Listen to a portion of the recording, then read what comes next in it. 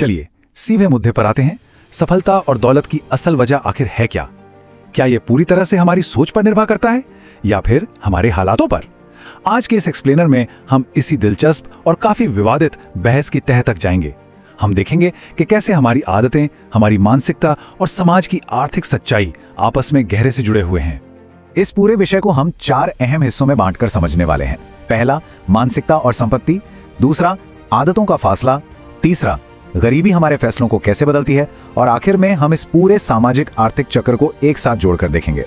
तो चलिए बिना किसी देरी के शुरू करते हैं पहले हिस्से से, मानसिकता और संपत्ति का निर्माण। शुरुआत करते हैं पर्सनल फाइनेंस की दुनिया से, जो मानती है कि हमारी माली हालत सीधे हमारी सोच से जुड़ी है। गुरु इंस्पायर्स ब्लॉग इस फर्क को बहुत ही शानदार तरीके से समझाता है। एक तरफ है गरीब मानसिकता, जिसका पूरा फोकस बस कमियों, रोजमर्रा की समस्याओं और तुरंत मिलने वाले सुख पर होता है। दूसरी तरफ है अमीर मानसिकता, जो प्रचुरता, नए अवसरों और दूर के फायदों पर नजर रखती है। आसान शब्दों में कहें तो एक सोच हर मौके में कोई ना कोई मुसीबत ढूंढ लेती है, जबकि दूसरी सोच हर मुसीबत में एक नया मौका तलाशती है। इसी बात को रॉबर्ट कियोसाकी अपनी मशहूर किताब रिच डैड पुअर डैड में एक कदम और आगे ले जाते हैं। उनका दावा है कि गरीब और मध्यम वर्ग के लोग हमेशा अपने इनकम स्टेटमेंट में उलझे रहते हैं, यानी वो सिर्फ अपने बिल चुकाने के लिए पैसों के पीछे भागते हैं। लेकिन जो सच में अमीर हैं, उनका सारा फोकस एसेट कॉलम पर होता है। वो ऐसी संपत्तियां बनाते हैं जो उनके लिए पैसा कमा कर लाती हैं। मतलब वो पैसों के लिए काम नहीं करते, बल्कि पैसा उनके लिए काम करता है। अब ये रिच डैड फिलॉसफी का एक और बहुत ही दिलचस्प पहलू है। जरा सोचिए, एक कर्मचारी और एक उद्यमी का नजरिया कितना अलग होता है। एक एम्प्लॉय माइंडसेट हमेशा नौकरी की सुरक्षा मांगता है, इस बात पर जोर देता है कि उसने कितने साल काम किया और नतीजों की परवाह किए बिना अपनी सैलरी बढ़ाना चाहता है। वहीं एक एंटरप्रेन्योर माइंडसेट सिर्फ सुरक्षा मांगता नहीं, बल्कि उसे खुद बनाता है।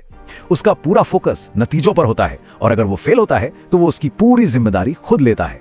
कुल मिलाके पर्सनल फाइनेंस की दुनिया का सबसे बड़ा सबक यही है कि गरीबी को एक परमानेंट सोच माना जाता है। कियोसाकी के ही शब्दों में, पैसे न होना या ब्रोक होना बस एक अस्थायी मुश्किल है जिससे उबरा जा सकता है, लेकिन गरीब होना हमेशा के लिए है। यह पूरी तरह से हमारे दिमाग का खेल माना जाता है। अब बढ़ते हैं दूसरे हिस्से की तरफ और देखते हैं कि यह माइंडसेट हमारी रोजमर्रा की आदतों में कैसे नजर आता है। टॉम कॉर्ली के रिच हैबिट्स रिसर्च के ये आंकड़े सच में हैरान करने वाले हैं। यहाँ एक बहुत ही साफ और बड़ा फासला दिखाई देता है। अमीरों में से करीब 94% लोग ऐसे हैं जो अपनी इनकम का कम से कम 20% हिस्सा बचाते हैं। लेकिन जब बात कम आय वाले वर्ग की आती है तो यह आंकड़ा बिल्कुल शून्य है, 0। ये कोई इत्तेफाक नहीं है, बल्कि एक बहुत ही सोच समझकर अपनाया गया अनुशासन है जो इन दोनों वर्गों को बिल्कुल अलग कर देता है। और इस फासले का असर देखिए। वित्तीय तनाव या फाइनेंशियल स्ट्रेस के मामले में 98% का भारी अंतर है। पैसों की वजह से दुखी और परेशान रहने वालों में 98% लोग गरीब हैं, जबकि अमीरों में ऐसा तनाव 0 के बराबर है। हमारी अलग अलग आर्थिक आदतें सिर्फ बैंक बैलेंस ही नहीं तय करती, बल्कि हमारे जीवन की खुशी और मानसिक शांति को भी पूरी तरह से बदल कर रख देती हैं। ये कुछ खास आदतें साबित करती हैं कि तगड़ा अनुशासन और सही प्लानिंग सफलता की असली चाबी हैं। अमीर लोग हवा में तीर नहीं चलाते, वो फाइनेंशियल एडवाइजर्स की मदद लेते हैं, अपने बैंक खातों का पूरा हिसाब रखते हैं और सबसे दिलचस्प बात, वो रियलिटी टीवी देखने या जुए जैसी चीजों में अपना वक्त बिल्कुल बर्बाद नहीं करते। मतलब अमीर बनने के लिए सिर्फ पैसे के बारे में जानना काफी नहीं है, बल्कि फालतू चीजों से दूर रहना भी उतना ही जरूरी है।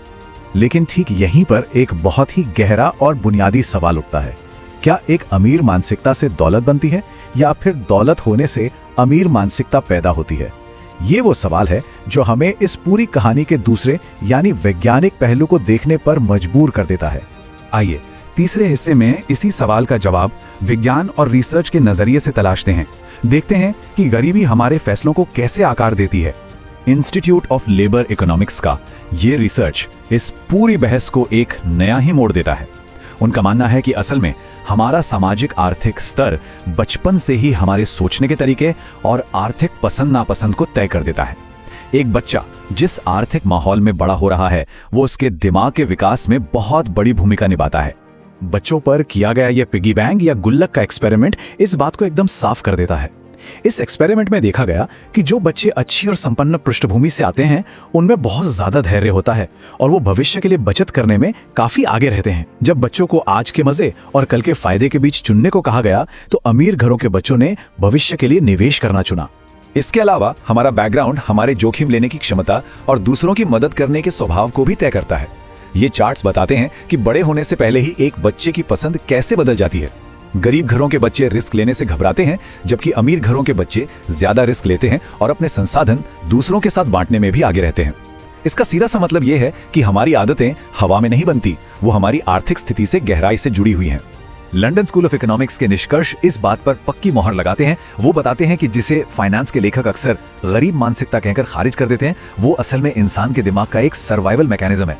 बचपन की गरीबी दिमाग को इस तरह सेट कर देती है कि इंसान का पूरा ध्यान बस आज की मुश्किलों से निपटने पर रह जाता है, और ऐसे में भविष्य के बड़े लक्ष्य कहीं पीछे छूट जाते हैं, क्योंकि दिमाग बस आज किसी तरह बच जाए वाले मोड में काम कर रहा होता है। चलिए अब अपने आखिरी हिस्से की तरफ बढ़ते हैं और देखते हैं कि पर्सनल फाइनेंस और विज्ञान की ये दोनों अलग अलग बातें आपस में जुड़कर कैसे एक पूरा सामाजिक आर्थिक चक्र बनाती हैं। LSE की रिसर्च दिखाती है कि संसाधनों की कमी सिर्फ बैंक बैलेंस नहीं घटाती, बल्कि वो हमारी शारीरिक और मानसिक क्षमता को भी रोक देती है।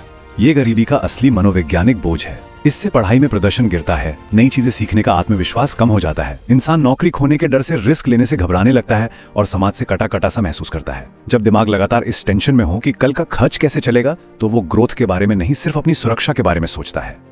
अब ये देखिए, ये बहुत ही दिलचस्प है कैसे विज्ञान और रॉबर्ट कियोसाकी की बातें एकदम एक ही नतीजे पर पहुंचती हैं। कियोसाकी कहते हैं, डर आपको दरवाजे से बाहर धकेलता है और इच्छाएं आपको वापस बुलाती हैं, यही वो जाल है। और विज्ञान भी बिल्कुल यही कह रहा है। डर और छोटी अवधि की इच्छाओं का ये जाल एक ऐसा चक्र बना देता है जो इंसान को उसकी मौजूदा आर्थिक स्थिति से मजबूती से बांध कर रखता है।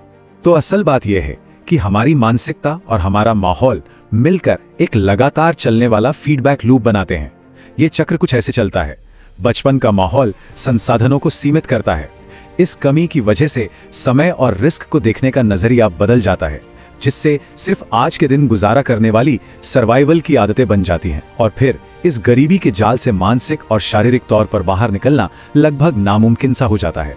हालात दिमाग को बनाते हैं और फिर वही दिमाग उन हालातों को और भी पुख्ता कर देता है। इस पूरे एक्सप्लेनर को गहराई से समझने के बाद आइए इस एक बहुत ही गहरे सवाल के साथ आज की चर्चा को खत्म करते हैं। अगर बचपन का माहौल ही हमारे वित्तीय दिमाग को आकार देता है, तो फिर दौलत और सफलता का ये चक्र सच में शुरू कहां से होता है?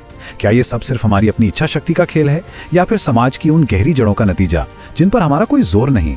ये एक ऐसा सवाल है जो यकीनन हमें बहुत कुछ सोचने पर मजबूर कर देता है। इस एक्सप्लेनर में साथ बने रहने के लिए बहुत बहुत शुक्रिया।